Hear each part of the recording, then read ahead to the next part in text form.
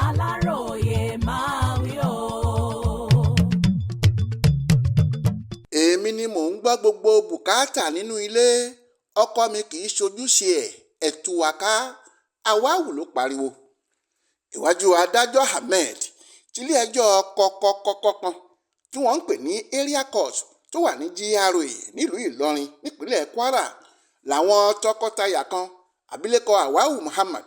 àti ọkọ rẹ̀ ọ̀gbẹ́ni Jimoh Ibrahim gbé ara wọn lọ. ẹ̀sùn tí ìyáálé ilé tí í ṣe olùpẹ̀jọ́ yìí fi kan ọkọ rẹ̀ ni pé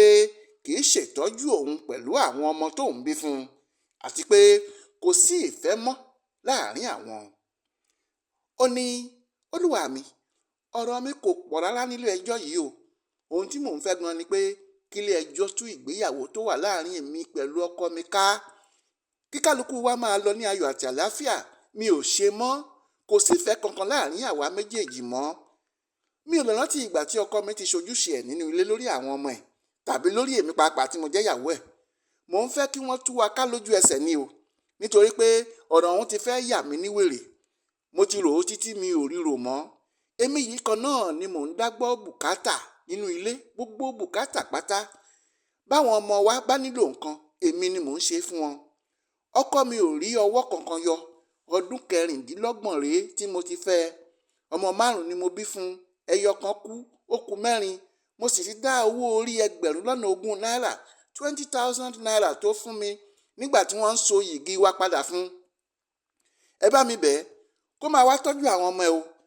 100,000 náírà 300,000 naira ni mo fẹ́ máa gbà lóṣooṣù gẹ́gẹ́ bí owó oúnjẹ àwọn ọmọ kí bàbá wọn sì máa san owó iléèwé àti tìwòsàn nígbàkúgbà tó bá rẹ̀ wọ́n. nígbà tí olùjẹ́jọ́ Ibrahim kò yọjú sílé ẹjọ́ onídàájọ́ Ahmed sún ìgbẹ́jọ́ sí ọjọ́ 8 oṣù kẹwàá ọdún 2024 yìí ó wá ránṣẹ́ pé kí wọ́n kọ ìwé ìránnilétí sí ọkọ obìnrin yìí kóun pàápàá lè yọjú sílé ẹjọ́ kó wá gbọ́ ohun tí ìyàwó ẹ̀ ń sọ. Ibrahim Alágúnmu ló ṣàkójọpọ̀ ìròyìn ọ̀hún fún Aláròyé online television.